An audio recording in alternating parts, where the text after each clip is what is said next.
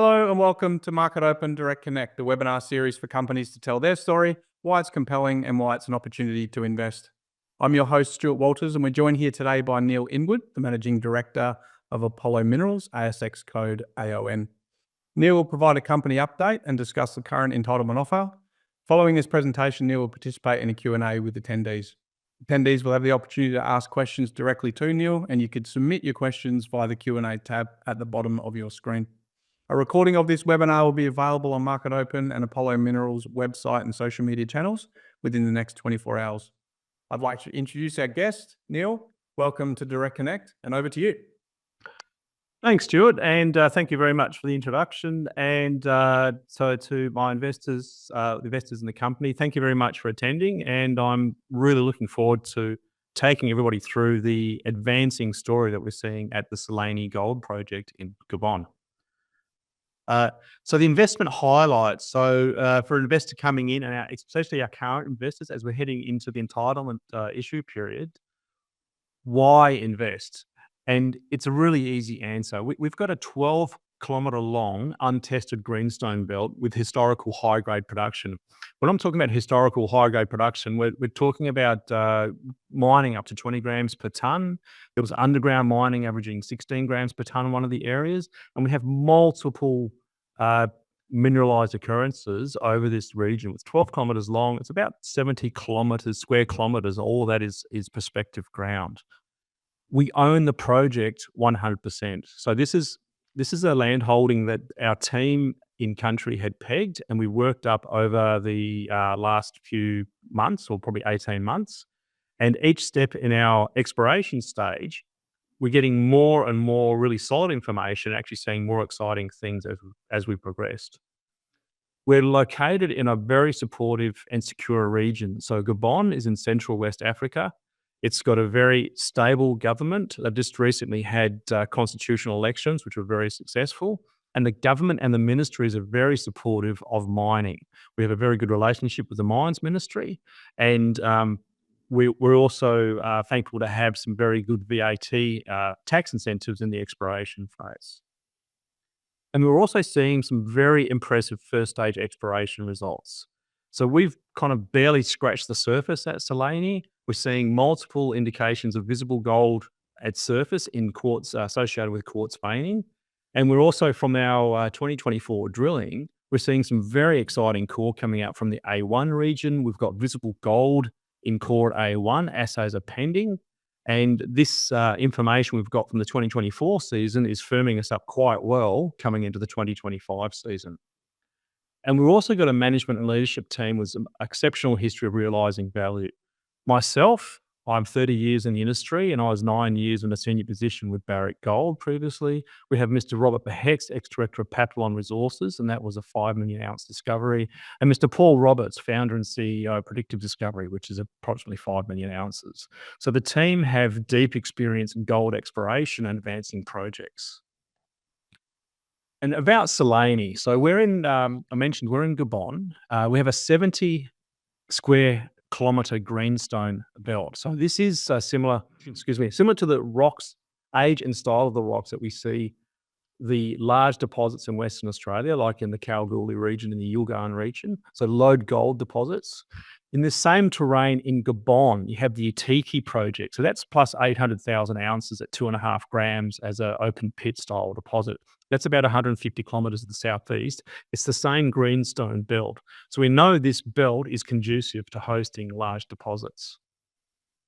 We're seeing multiple mineralised structures from our fieldwork.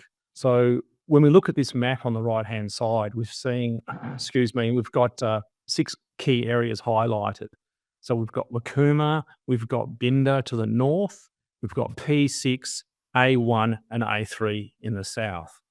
The A1, A3 and P6 regions were the location of the historical high-grade mining. And this was mining from 1942 to 1953. And they produced an average 20 grams per tonne gold. And that was from alluvial and underground and open pit mining. And they finished at the time because the gold price was quite low in 1953. Historical reports were saying from P6 and A3, they'd stopped because they were seeing on average 6 grams per tonne, it wasn't worth continuing. So these are historical reports. We're following up. This is the first ever drilling in 70 years on this project. At P6, in fact, we've just finished 2 holes, and only one of them actually reached target because the other one couldn't, due to drilling issues, didn't reach final depth. There's been no drilling there ever before. So this region, there's been no mapping, no soils, no geophysics. The work that we've done now in 2024 is the first technical work done on this in approximately 70 years. And this drilling in 2024, it's quite exciting because it's giving us strong information as we advance the exploration. We've got alluvial workings mapped over the 12-kilometre trend of the greenstone. So there's a historical map from 1953 which summarises the work. That map shows multiple areas of alluvial gold. So that's gold where they're producing it from rubble coming from down the hills into the valley areas. It's not so much associated with the streams. We're talking about rocks that's kind of come downhill, not too far from source. Pointing case is Binder. Binder, which we announced earlier this year, we're seeing, we uncovered some artisanal workers which you weren't aware of previously, and they're mining in one of the valleys, getting some quite coarse gold specks up to 3 or 4 millimeters in size, quite angular, quite elongate. And that tells us, or that indicates, that the gold hasn't traveled too far from source. And we think the style of mineralization at Binder, which is to the north, and Binder's about 3 or 4 kilometers north of A1 where we're currently drilling. Binder's an exciting area because it's seen no exploration. The work, the soils and the macking our team's doing now is the first work over here. So that's an uncovering story. So alluvial workings, strong indications of that 12-kilometer strike trend. And we're seeing visible gold. It's associated with quartz veining. So we're seeing coarse visible gold in quartz veining at surface. Recent visible gold we've seen in the veining in one of the drill pads. And it was announced previously, and our team were just having a crack at a quartz vein on the pad, and they're seeing gold in that veining. And so it just tells us this area is very fertile. And infrastructure-wise, we're only 20 kilometres away from the major town of Lamborghini. So we have a sealed highway to within 1 kilometre of P6 prospect. So when you look at the map on the right here, where P6 is, the highway is only about 1 kilometre away. So the infrastructure and access here is really good. We're only about a 3.5-hour drive from the capital city of Libreville. So access-wise, logistics-wise, the Salanie project is a great place to be. So I spoke before about the gold in veining. So this slide here just going to give us an indication of some of the gold mineralization the site team has picked up from surface at various areas. So the first 3 photographs is some of the gold in quartz veining in situ for the first 2 photographs, and in spoil in the A1 region. And that photograph on the left-hand side, that was from the drill pad, where the guys were actually setting up for one of the pads for the 2024 region. Unfortunately, due to the end of the field season, we actually didn't get a chance to drill from this pad. But that veining that we're seeing here, we actually think this is what we've intersected in hole 4, where we've announced the visible gold already. And so we're seeing quite coarse gold locally, some areas quite fine gold in the veining. And if we go to the right-hand side of that image, we're seeing the artisanal gold from the Binder area. And if you look at those grains, some of those grains are up to 3, 4 millimeters. They're quite elongate. Some are quite angular. And that indicates to us these grains haven't traveled too far from source. So finding the source, which we suspect is going to be quartz veining like we're seeing on the left-hand side, will be quite exciting in the Binder area. And we look at 2024 in our field program. So this is the first modern exploration in 70 years. And some people talk about, it's the first modern exploration since 2000 or 2010. There's literally been nothing done here since 1953. So the first drilling at P6, there was 2 historical holes at A1. There's no records for what the results were. And we're seeing visible gold in one of the 3 holes that we've drilled there. So that's actually a pretty decent effort. And so this program has firmed up our thesis of the gold potential at Salanie. We did regional airborne magnetic survey over the area. So that's given us strong geophysical information. It's given us strong structural information. It's also helped us firm up our geological model, and that's quite important. The team's done regional soils at a broad spacing over almost the whole 70 square kilometres of Salanie.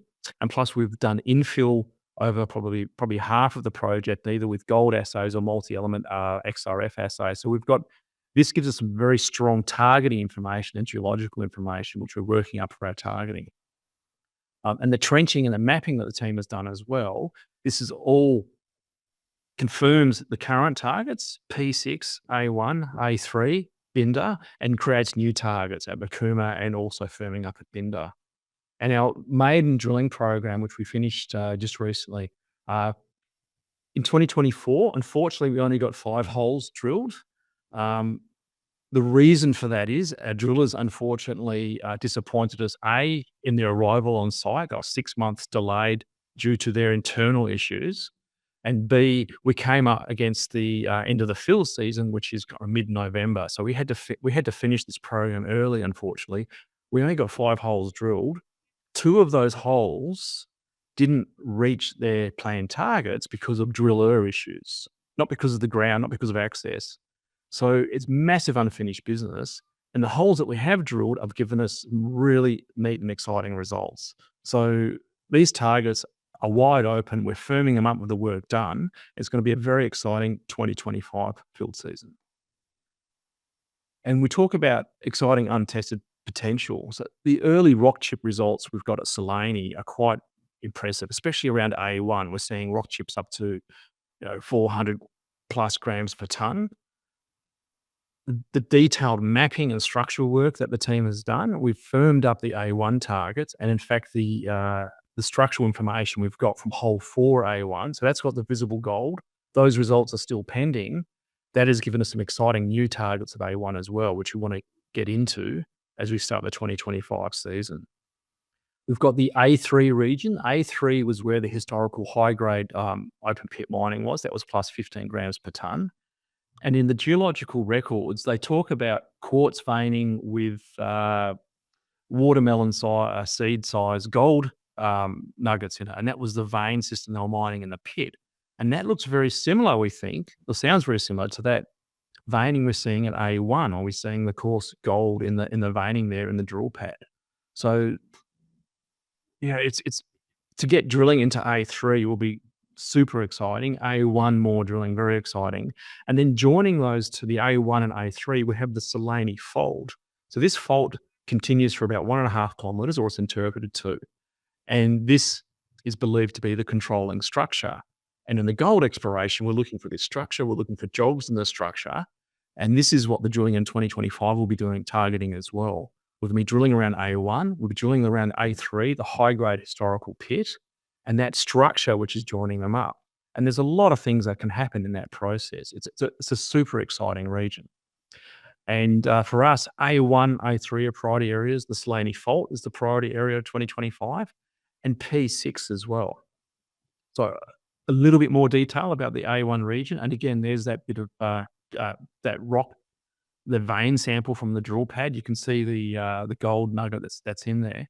And we don't have metal detectors on site. So in fact, that nugget there, Francois, one of our key geologists, he was there with the Director General from the Geology Department, and he had a crack at that vein, and they uncovered that vein. I've got a great video of it. It's been disclosed on the ASX, but we don't have metal detectors. So to actually see something like that when you're having a crack at a vein in front of a dignitary is actually pretty impressive.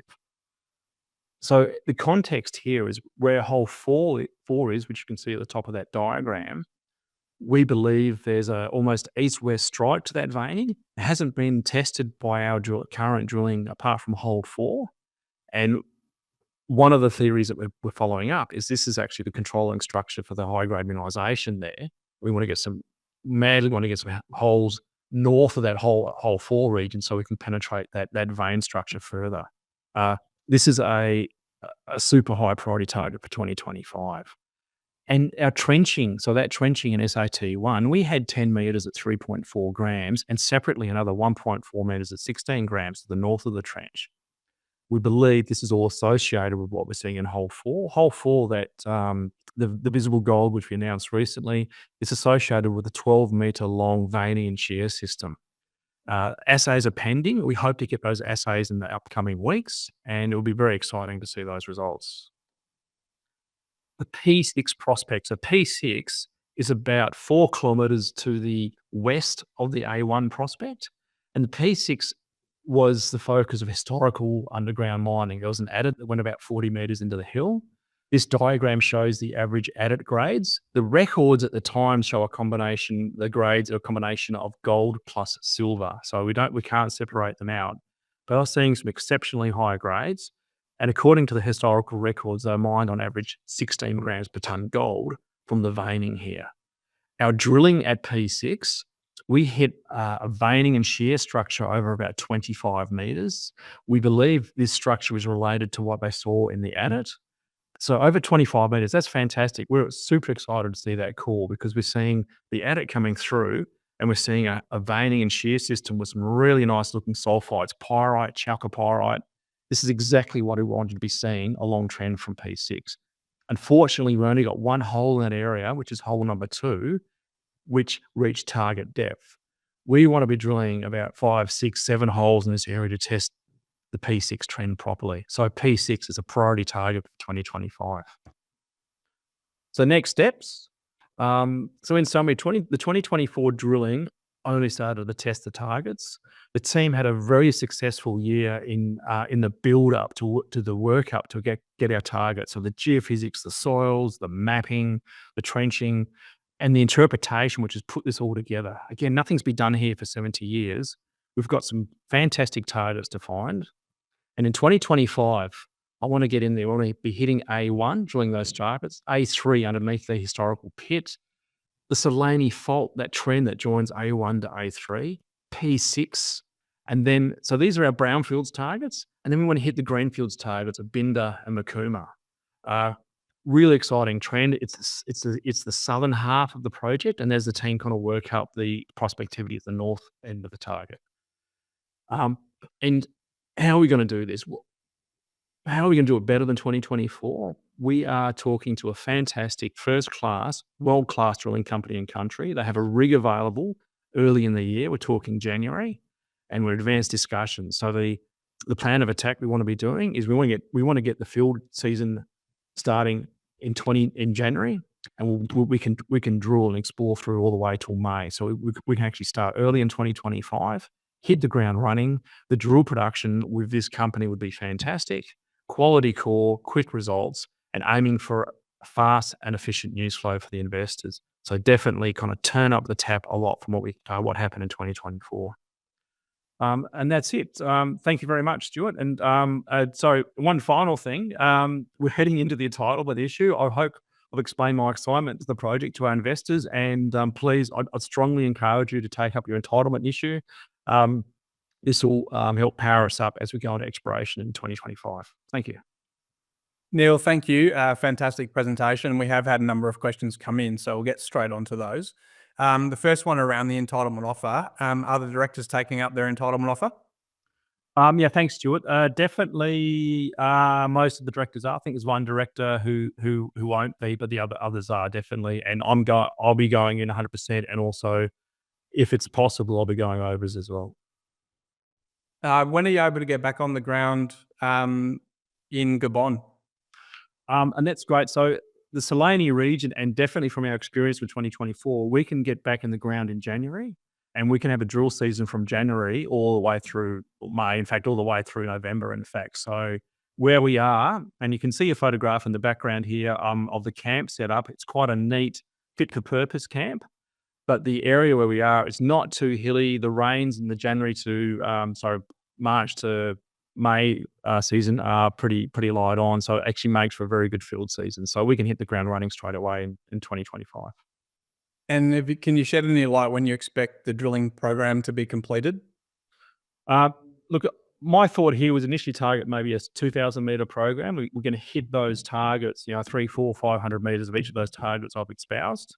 And then that program with the drilling company we're talking to, likely single shift into double shifting you'd finish that program in 6 to 8 weeks. So it's actually the, the the workflow will be quite aggressive, and that'll lead to some really good news flow out of that as well. There's one come through here for the assays. Can you elaborate on the timeline and expected outcomes for the pending assay results from the recent drilling? Certainly. So we're for the Salanie drilling, we're expecting assays in the next week or so. So they're actually coming in through the lab. So we want to get those out as quickly as possible. We're also doing some follow-up photon assay work, which is the crystallized photon assay method, even at P6. So that'll follow through quite a few weeks later. But definitely the key holes at Salanie, hole 4 and hole 5. I'm hoping for in the next week or so. And given the similarities in the style and the age to West Australian gold deposits, how do you envision the potential scale of a Salanie project compared to these established multi-million ounce gold systems? Yeah, no, that's a really good question. So we're looking at an Archean greenstone belt, and then there's different styles of mineralization. Here we have less of an oxide, actually some areas less of an oxide profile, in some areas we do have a bit of weathering. But my feel is we're looking at more fresh, hard rock style mineralization. We're looking at vein-hosted sheared systems. And systems like this, you can have some quite unexpected results coming out, because you get that if you get the right structural position we know the veining's carrying the gold. We're seeing it in multiple areas. We know the area is fertile. If you hit the right structural position here, you could have a quite bonanza grades potentially. And the challenge for us is actually to define the scale. But definitely you'd be over a system like this, you'd be looking at million ounce plus as an exploration kind of thesis. And when you're working the area, case in point is the Atiki Gold Project in the same terrain to the south. And what challenges, if any, have you faced during the initial exploration phases, particularly in mapping and trenching the untested Salanie fault and surrounding greenstone belt? Look, one of the challenges, and actually this is the fun part too, is when you have a historical project like this, you're gathering all that data, and the team has done a superb job in conjunction with our partners at the Mines Ministry, getting historical mine reports and mapping reports, putting that together, and then ground truthing that, and then rediscovering what the historical workers were and putting that into the modern context. So that's one of the challenges, and that's one of the fantastic efforts the team has gone through during the year. And then we test that. We test that with trenching and the mapping. And this terrain, we have, it's quite interesting. We have a sand cover. It's wind-blown sand cover, and that sand is coming from Namibia in Southern Africa. And it's really crazy. So you've got a lot of Gabon, you've got between, say, 1 and 3 meters of this sand cover above your host rock. So for us, when we look at our soils, especially our golden soils, it's not like you see in, for example, Cote d'Ivoire, where you have these 100, 200, 300 ppb golden soil anomalies. In this part of Gabon, because of that sand cover, we're looking at 10, 20, 50, 100 ppb anomalies. They're our targeting vector. So we have to adjust how we focus on what we think is the target, because we have this sand cover. We still get a good representation. We've done a lot of work to make sure that what we're seeing in the soils is appropriate, but it's a different style, for example, to what you see in Cote d'Ivoire. So it's a different terrain. We have a rain season, say from November through to just the finishes at the end of December. That's a more difficult area to work through, time to work through here. But what is good, pretty much from January all the way through, we have a little rain period of say March, April, May, which is actually in this area is quite workable. But you have to adjust your working style to the weather and the terrain. Access is actually pretty reasonable. We've actually put some very good tracks through, and our team have now walked over the whole terrain area. Now we're focusing in on to develop the targets. So we believe trenching and drilling are key. Fortunately, in Gabon, there's not RC capacity to traditionally do RC lines over this. So diamond is the method. But the beauty is we've got some very good drilling contractors now available in country, which weren't available last year. Do you have any thoughts or concerns around anything political in Gabon? No is the answer. I think we are In fact, we just had a meeting recently with the ministry. We find the ministry very supportive. We find the geology department very supportive as well. We are looking to do a renewal of our Crusoe zinc license, and we've got very positive discussions on that as well. So I'm hoping in the upcoming weeks we can give some clarification to the market. But all of the messaging there, very positive, very supportive. Gabon wants to support mining. Case in point, you've got FMG and Belinga to the north. You've got Genmin, which is near Franceville with iron ore projects. And you've got Comilog, which has got the world's largest high-grade manganese project near Franceville as well. So there's a very good established mining industry in Gabon. Gabon's a very safe country, beautiful people, beautiful country, and it's a really fun place to be exploring in. Another one that's come through around the entitlement offer. Document from 2nd of December has the purchase price at 1.4 cents per share, while the current on-market price is around the same. Why should an investor take up this offer? So the easy answer there, if you look at the volumes, if you wanted to buy, say, $10,000 or $20,000 of our stock, well, still, the price will ramp up quite quickly because there isn't the volumes there. So for investors, I'd strongly encourage you to take part of your entitlement issue. We've got exciting thesis for next year.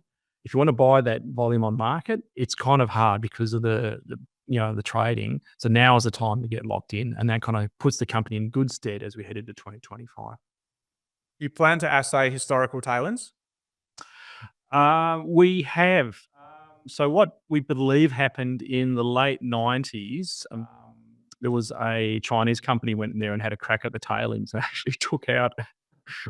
We understand there's no good records, and actually in that process, a whole lot of some of the historical mining records seem to have been lost from one of the archives. But we believe those tailings have been processed materially already, and then there is tailings remaining, which are grading about 1 gram actually in some of the areas, but they've kind of looks like they've been processed and kind of moved on. So look, there's historical reports, and I don't know how to if we read the report, take it as given. They're saying the tailings are running at about 5 grams a ton, but we don't know how to assess that because our sampling is indicating what there is about 1 grams a ton. But definitely, when we look at the historical processing, and there's some lovely photographs. We've got it's like a postcard of the old mining area from 1950. It's quite a big looking operation. But their processing was quite a basic operation. It was actually using gravity. Then they were using a bit of mercury at the back end to recover some of the fines. So I would suspect those tailings at one stage were running a reasonable grade. Neil, how does the proximity to Lamborghini and Gabon's mining incentives impact the operational efficiencies and long-term feasibility of the exploration programs? So being close to Lamborghini, so Lamborghini is like a major city / town in Gabon. It's actually a bit of a holiday hub as well. So we're about 20 k's to the south of it. So you've got a lot of infrastructure. There's a lot of hotels there. There's a lot of medium heavy industry capacity. So it's great because if you need something, it's a half-hour drive away on a sealed highway. And then you've got hotels, accommodation actually quite good there as well. So it's very easy to get things into Lamborghini. Super easy. It's like a 3-hour drive from Libreville. It's one of the best drives in the country. So on that, so infrastructure-wise, big tick, fantastic. And then we look at the incentives. So one of the great incentives that Gabon has in place is when you have an exploration license, you can get, it's called the TVA exemption. So that's at 18% VAT, for example. If you're working in some parts of Europe, I previously worked in Norway, for example, they will charge you VAT. It's 18% on top of your exploration. You don't get that back until you're in production. In Gabon, for each of our major invoices, we go to the tax department to get a stamp, and the VAT or TVA is exempted. That's a fantastic system, and it's a very good system for junior explorers like ourselves to have a more efficient field program. Is there any value in the zinc lead project? 100%. So the Crusoe system, and in the appendix of this presentation, I've just put some more information about the Crusoe zinc system. And as I said, we expect to get that license extended very shortly. We're looking at a 130-kilometre trend of a large zinc system. We had some very successful drilling previously. In our last drilling round at Crusoe, we actually encountered high-grade massive sulfides up to 40% at surface. It's sulfide mineralization with fantastic flotation characteristics. So we're looking at options on that. That's potential partnerships. We're very keen to actually continue exploration on Crusoe in the next year. And I think with the zinc market is actually increasing again. I think it's a fantastic asset for the company. And one final question that's come in, Neil. With the next field season targeting multiple high priority areas, including Vinda and Makuma, what specific strategies or technologies will you implement to maximize discovery and resource delineation? Okay, so first of all, we've defined the drilling program, and we're going to structure the program such that it's about a 70% brownfields portion, and the brownfields is your A1, your A3, your Salanie fault, the P6, near mine, near historical high-grade production, and then 30% approximately for our green fields, so Makuma and Binda. So we kind of spread that load around. So on the drilling information, and this gives us hard information in the ground, and that information also has strong opportunity of upside. That's one stage. We'll have continued mapping and trenching on the program as well, on the project. So that'll help us understand what's happening, especially in the northern part of the project area where we've had less intensive mapping previously. And then we're still interpreting this massive data set that we acquired in 2024. It's fantastic information. The geophysics, magnetics. We've got radiometric information, which assists us with the underground morphology, structural mapping, the soil, multi-element soils. So all these targeting vectors, which then we follow up along the ground mapping. And to be honest, I think just getting some holes in the ground is the key way. We've got to get those holes in the ground at our key targets and at our greenfields targets as well. Neil, thank you. That's all that's come through today. Fantastic presentation earlier and some great questions. So appreciate you taking part in this Q&A. More information about Apollo Minerals, you head to the company website, apollominerals.com, or you can follow the company on their social media channels. Neil, thanks for your time today. Keep up the great work and look forward to chatting again soon. Great. Thank you, Stuart. And thank you, everybody, for attending.